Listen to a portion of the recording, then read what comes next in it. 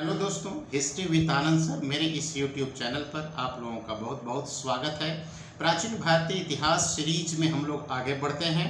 प्राचीन भारत के अंतर्गत वैदिक काल पर हम लोग चर्चा कर रहे हैं। वैदिक काल में भी हम लोग ऋग्वैदिक काल पर चर्चा कर रहे हैं और आज इस वीडियो के माध्यम से हम लोग ऋग्वैदिक समाज पर जो है सो चर्चा करेंगे। ये देखने का प्रयास करेंगे कि ऋग्वैदिक समाज किस प्रकार का था। ठीक है, अब किसी भी काल के समाज का अगर अध्ययन किया जाता है तो ये देखा जाता है कि उस काल की अर्थव्यवस्था की प्रकृति किस प्रकार की है, क्योंकि अर्थव्यवस्था का जो नेचर होता है तो उसका रिफ्लेक्शन, उसका प्रतिबिंब जो है सो हम लोगों को समाज में नजर आता है। मतलब कि इकोनॉमी जिस प्रकार का होगा, सोसाइटी भी करीब करीब उसी प्रकार का जो है सो होगा। तो हम लोग पाते हैं कि ऋग्वैदिक काल का जो समाज था तो ऋग्वैदिक काल का समाज बहुत हद तक जो है सो ऋग्वैदिक कालीन अर्थव्यवस्था से जो है सो प्रतिबिंबित था। ठीक है, ऋग्वैदिक काल की अर्थव्यवस्था अब कैसी थी उस पर आगे विस्तार में हम लोग आएंगे। फिलहाल इतना जान लेना है कि ऋग्वैदिक जो काल था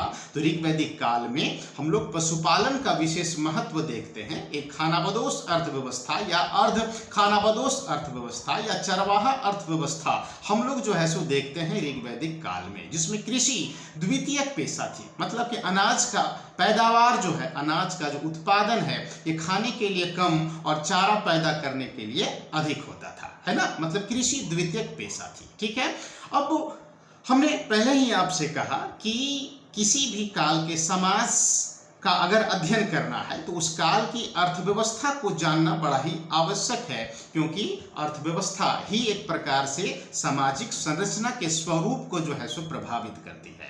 इसको एक उदाहरण से समझते हैं हम लोग। जैसे हम लोग पाते हैं क्या कि ऋग्वैदिक काल में महिलाओं की स्थिति जो है वो काफी अच्छी थी। ठीक है, तुलनात्मक रूप से महिलाओं की स्थिति काफी अच्छी थी। महिला जनित जो भी सामाजिक समस्याएं होती हैं तो महिला जनित सामाजिक समस्याओं को हम लोग जो है सो शून्य, करीब करीब शून्य जो है सो पाते हैं ऋग्वैदिक काल में।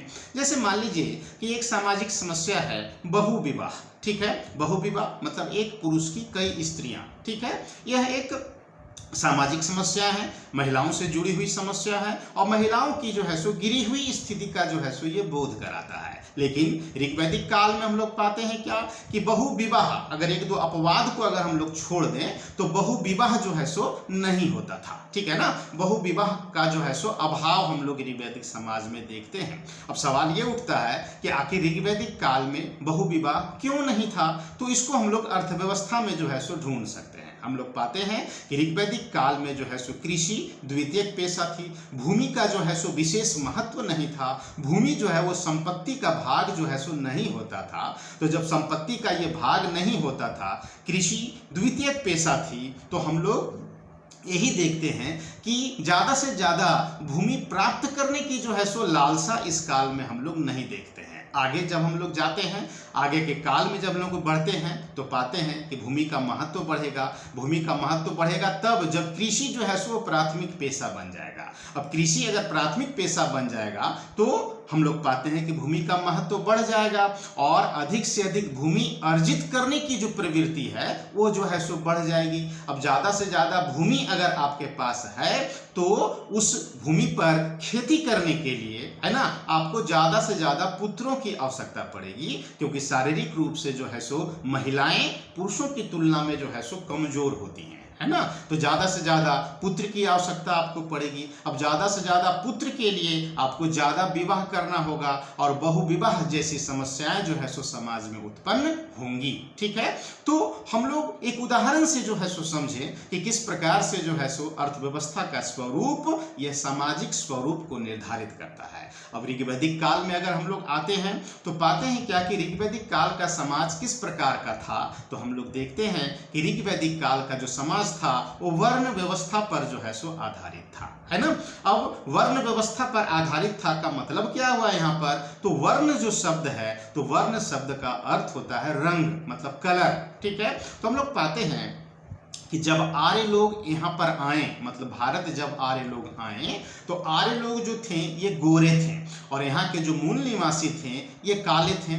तो आरंभ में यहाँ के मूल निवासियों से खुद को पृथक करने के लिए आर्यों ने अपने आप को गौर वर्ण का कहा और यहाँ के लोगों को श्याम वर्ण का कहा। इस प्रकार ऋग्वैदिक काल की आरंभिक अवस्था में हम लोग पाते हैं क्या कि समाज में जो है सो दो वर्ण थे, एक तो गौर वर्ण वाले आर्य लोग और एक श्याम वर्ण वाले अनार्य लोग। समय बीता, समय के साथ साथ हम लोग पाते हैं क्या कि समाज में अलग अलग कर्म करने वाले लोगों का 4 समूह जो है सो निर्मित हुआ, है ना।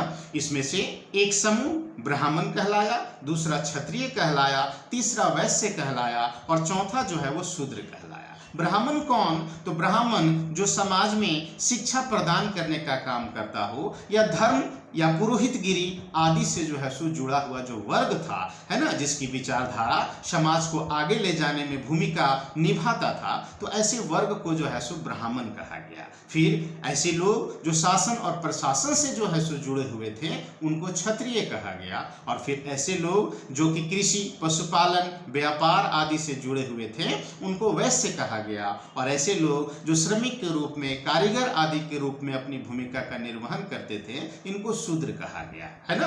आरंभिक अवस्था में, ऋग्वैदिक काल की आरंभिक अवस्था में हम लोग पाते हैं क्या कि समाज में 3 ही वर्ण थे, एक ब्राह्मण, दूसरा क्षत्रिय और तीसरा आम लोग, सामान्य लोग, जिसको वैश्य कहा गया है। शूद्र जो है वो ऋग्वैदिक काल की अंतिम समय में जो है सो ये उत्पन्न हुआ था।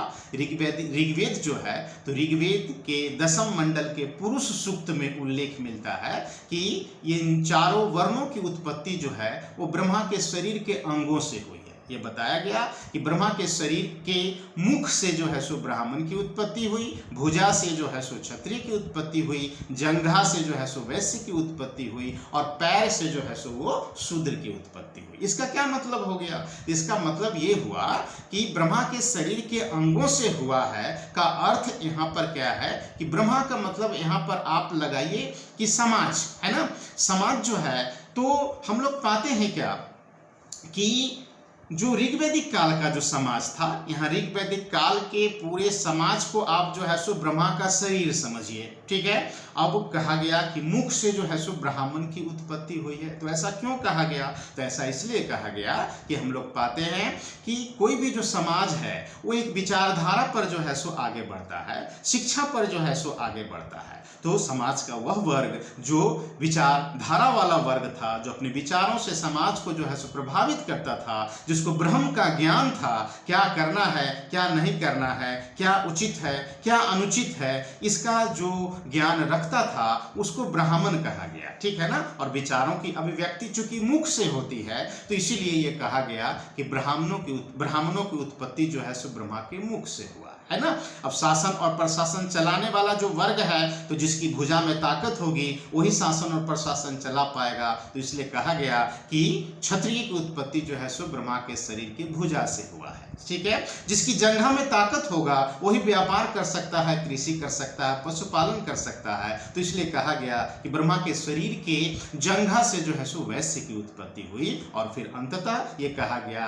कि ब्रह्मा के शरीर के पैर से जो है सो शूद्र की उत्पत्ति हुई, है ना। क्योंकि बिना श्रमिक के, बिना शिल्पकार के, बिना कारीगर वाला जो वर्ग है ना, तो उसके बगैर जो है सो समाज एक कदम भी आगे नहीं बढ़ सकता है ना। इसलिए संभवतः यह कहा गया कि शूद्र की उत्पत्ति ब्रह्मा के शरीर के पैर से हुई है, ठीक है। 4 वर्णों की चर्चा हम लोग पहली बार जो है सो ऋग्वैदिक काल के 10वें मंडल में देखते हैं, है ना। इसका अर्थ यह भी है कि निश्चित रूप से ये जो वर्ण पर आधारित जो समाज था, 4 वर्ण पर आधारित जो समाज था, ये ऋग्वैदिक काल के अंत में जो है सो नजर आया होगा। क्योंकि पहला और 10वां मंडल जो ऋग्वैदिक काल का है ये बाद का है ना। तो आपको याद रखना है कि ऋग्वैदिक काल में 4 वर्णों के बारे में फर्स्ट टाइम में जो है सो इसके 10वें मंडल के पुरुष सूक्त में जो है सो कहा गया है। इन 4 वर्णों की उत्पत्ति आदि से संबंधित बातें बताई गई हैं। खैर, तो यहाँ पर ऋग्वैदिक काल का जो समाज था वो वर्ण व्यवस्था पर आधारित था, है ना। 4 वर्ण के लोग समाज में जो है सो रहा करते थे, ठीक है। अब वर्ण व्यवस्था का जो आधार था वो जन्म नहीं था, बल्कि वर्ण व्यवस्था का आधार कर्म था। मतलब कर्म से ही जो है सो वर्ण का निर्धारण होता था, है ना। आप अगर पूजा पाठ से संबंधित काम कर रहे हैं या शिक्षा से संबंधित काम कर रहे हैं तो आपको ब्राह्मण पुकारा जाता था। लेकिन यदि आप ये काम छोड़ दिए और फिर क्षत्रिय वाला काम अगर आप करने लगे तो फिर आपको क्षत्रिय पुकारा जाने लगेगा, है ना। मतलब कि जैसा कर्म वैसा वर्ण, ठीक है ना।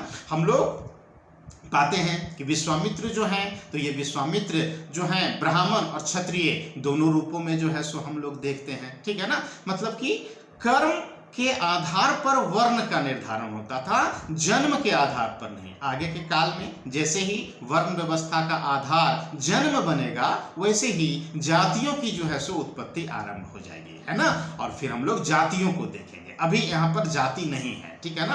अभी वर्ण व्यवस्था का आधार कर्म है, कर्म के आधार पर ही जो है सो वर्ण का निर्धारण होता था ऋग्वैदिक काल में, ठीक है। हम लोग ये भी पाते हैं कि ऋग्वैदिक काल, ऋग्वेद के एक सूक्त में जो है सो एक छात्र कह रहा है कि मैं कवि हूँ, मेरे पिता चिकित्सक हैं और मेरी माँ जो है वो आटा पीसती हैं। अलग अलग कर्म करते हुए भी हम सब साथ साथ रहते हैं, है ना। मतलब कि इस काल में एक ही छत के नीचे जो है सो 4 अलग अलग वर्ण के लोग जो है सो रह सकते थे। मतलब कि अगर पिता अगर मान लीजिए कि शिक्षा का काम कर रहा है, माता अगर मान लीजिए कि कृषि या पशुपालन से संबंधित काम कर रही है, पुत्र यदि शासन प्रशासन से जुड़ा हुआ है, या फिर पुत्री अगर शिल्पकार के रूप में, कारीगर के रूप में अपनी भूमिका निभा रही है, तो एक ही छत के नीचे ब्राह्मण, क्षत्रिय, वैश्य और शूद्र, एक ही परिवार के लोग 4 अलग अलग वर्ण के जो है सो कहला सकते थे, ठीक है ना। मतलब वर्ण व्यवस्था का आधार जो था वो कर्म था, जन्म नहीं था, ठीक है ना। अब ऋग्वैदिक काल के समाज में अगर हम लोग आगे बढ़ते हैं तो हम लोग यही पाते हैं कि ऋग्वैदिक काल का जो समाज था तो इसकी सबसे महत्वपूर्ण जो विशेषता थी, सबसे प्रमुख जो विशेषता थी वो यही थी कि समाज में महिलाओं की जो है सो स्थिति काफ़ी अच्छी थी। या फिर ऐसे भी हम लोग कह सकते हैं कि पूरे भारतीय इतिहास में महिलाओं की सबसे अच्छी स्थिति अगर कहीं हम लोगों को दिखती है तो ऋग्वैदिक काल था, है ना। ऋग्वैदिक काल में महिलाओं की स्थिति सर्वाधिक अच्छी हम लोगों को नजर आती है, क्योंकि महिला जनित सामाजिक समस्याएं जो है सो इस काल में नहीं था। न तो पर्दा प्रथा था, न बाल विवाह था, न बहु विवाह था, न बहुपतित्व विवाह था, न विधवा व्यवस्था थी, है ना। इस प्रकार की कोई समस्याएं ही इस काल में नहीं थी। इसके उलट हम लोग पाते हैं कि विधवा विवाह होता था इस काल में। नियोग का जो है सो अधिकार महिलाओं को था, है ना। मतलब कि समाज में नियोग प्रथा था, है ना। नियोग प्रथा का अर्थ यहाँ पर ये हुआ कि कोई भी जो महिला है यदि उसके पति की मृत्यु हो जाती थी तो उसके पास जो है सो 2 विकल्प होता था। या तो वो विवाह कर ले, ठीक है, और अगर वो विवाह नहीं करना चाहे तो अपने देवर के साथ या फिर किसी भी दूसरे पुरुष के साथ जिसको वो पसंद करती हो उसके साथ वो तब तक रह सकती है जब तक कि उसको पुत्र प्राप्त न हो जाए, है ना। यहाँ पुत्र सांकेतिक है, इसमें पुत्री भी शामिल है ना। उसके बाद फिर वो जो है सो चाहे तो उस पुरुष के साथ भी जो है सो विवाह कर सकती है, और न चाहे तो अपने से उत्पन्न उसका जो पुत्र या पुत्री है उसके साथ अपना जो है सो जीवन निर्वाह कर सकती है। इसी को हम लोग नियोग प्रथा कहते हैं। मतलब महिलाओं को जो है सो नियोग का जो है सो अधिकार था, है ना। आज भी हमारे समाज में हम लोग पाते हैं क्या कि अगर ऐसी स्त्री जिसके पति की मृत्यु हो जाती है तो यदि उसका देवर होता है, अगर वो कुंवारा है, उसका विवाह नहीं हुआ है, तो परिवार के लोग जो है सो देवर से जो है सो उसका विवाह करा देते हैं, है ना। तो नियोग का ही एक रूप किसी न किसी रूप में आज भी हमारे समाज में है। लेकिन यह ऋग्वैदिक काल में हम लोग पाते हैं क्या कि नियोग प्रथा जो विद्यमान था वो अपने बृहद रूप में जो है सो विद्यमान था, ठीक है ना। तो महिलाओं की सबसे अच्छी स्थिति ऋग्वैदिक काल की महत्वपूर्ण विशेषता जो है सो मानी जाती है। एक स्त्री को कई प्रकार के अधिकार जो है सो प्राप्त थे, ठीक है ना। शिक्षा का भी अधिकार उन लोगों को प्राप्त था। मतलब हर प्रकार का अधिकार, स्त्री और पुरुष में किसी प्रकार का कोई जो है सो अंतर नहीं था, है ना। स्त्री और पुरुष में कोई विभेद जो है सो नहीं किया जाता था, जो कि एक अर्ध खानाबदोश जो अर्थव्यवस्था होता है, एक जो खानाबदोश अर्थव्यवस्था या चारागाह चारवाह जो अर्थव्यवस्था होता है, तो उसकी एक सहज जो है सो हम लोग ये प्रवृत्ति देखते हैं कि महिला और पुरुष के बीच में कोई खास अंतर नहीं होता है ना।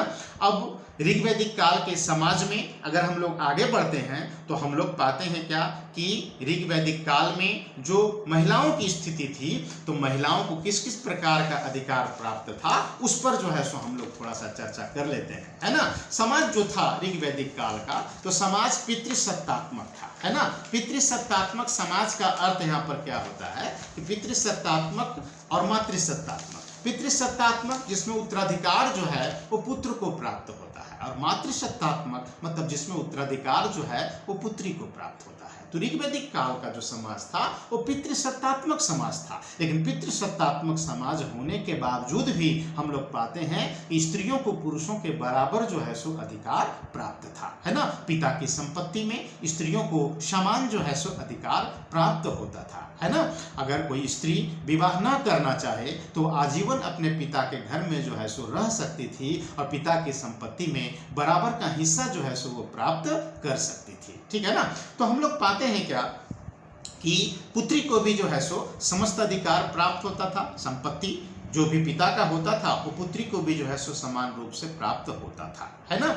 अब संपत्ति के अंतर्गत क्या क्या चीज आता था, तो पशुधन, है ना, जो घर है, पशुधन है, मकान है, ठीक है ना, या फिर निष्क है, ठीक है। निष्क स्वर्ण आभूषणों को यहाँ पर कहा गया है ना। निष्क का अर्थ स्वर्ण आभूषण है ना। जमीन अभी संपत्ति के दायरे में जो है सो नहीं आता था, है ना। समाज में जो है सो बाल विवाह नहीं था, ठीक है। महिलाओं का जो विवाह है वो अमूमन हम लोग पाते हैं कि 16 से 17 वर्ष की उम्र में जो है सो होता था। विधवा विवाह जो है सो समाज में प्रचलित था। एकल विवाह हम लोग पाते हैं कि समाज में जो है सो प्रचलित था। बहुपतित्व विवाह या बहु विवाह जो है सो समाज में नहीं था, है ना। स्त्रियों को उपनयन का अधिकार था, मतलब शिक्षा प्राप्त करने का जो है सो इनको अधिकार था। हम लोग को बहुत सारी विदुषी स्त्रियों का भी जो है सो उल्लेख मिलता है। बहुत सारी ऋग्वैदिक स्त्रियों ने बहुत सारे सूक्तों की भी जो है सो रचना की। हम लोगों को उल्लेख मिलता है कि लोपामुद्रा, है ना, घोषा, अपाला, विश्वतारा, सिक्ता आदि बहुत सारी महिलाएं इस काल की थीं, जो विदुषी जो है सो महिलाओं के रूप में जानी जाती थीं। और ऐसी विदुषी महिलाओं को क्या कहा जाता था, तो इनको ऋषिका या ब्रह्मवादिनी पुकारा जाता था, है ना। लोपामुद्रा जो है वो क्षत्रिय वर्ण की थी, लेकिन उनका विवाह जो है ऋषि अगस्त्य के साथ जो है सो हुआ था, है ना। मतलब यहाँ पर एक ही वर्ण के बीच में विवाह करने जैसी कोई बाध्यता नहीं थी, है ना। तलाक नहीं था समाज में, सती प्रथा नहीं था समाज में, पर्दा प्रथा नहीं था, बाल विवाह नहीं था, बहुपतित्व विवाह नहीं था, है ना। नियोग का जो है सो अधिकार स्त्रियों को प्राप्त था।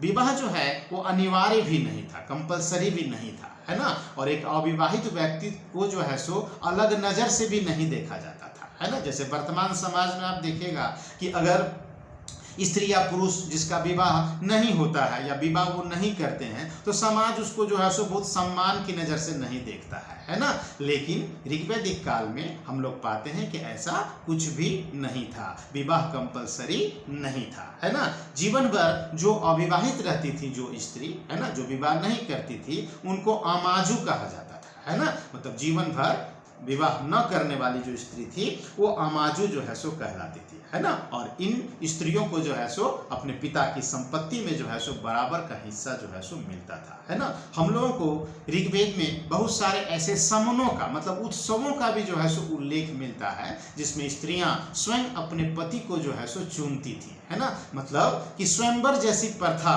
का भी जो है सो आभास हम लोगों को ऋग्वेद में मिलता है ना। कभी कभी शारीरिक बीमारी की वजह से जो है सो विवाह में विलंब भी होता था। हम लोग पाते हैं कि चर्म रोग के कारण घोषा का विवाह जो है वो थोड़ा सा विलंब से हुआ था, है ना। ऋग्वेद के 8वें मंडल में अपाला का जो है सो उल्लेख है, और उल्लेख मिलता है कि अपाला ने अपनी पैतृक संपत्ति में जो है सो हिस्सा प्राप्त किया था, ठीक है।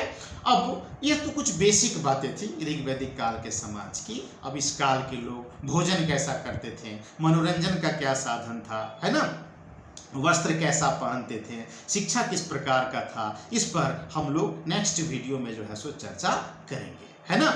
आज के लिए बस इतना ही, धन्यवाद।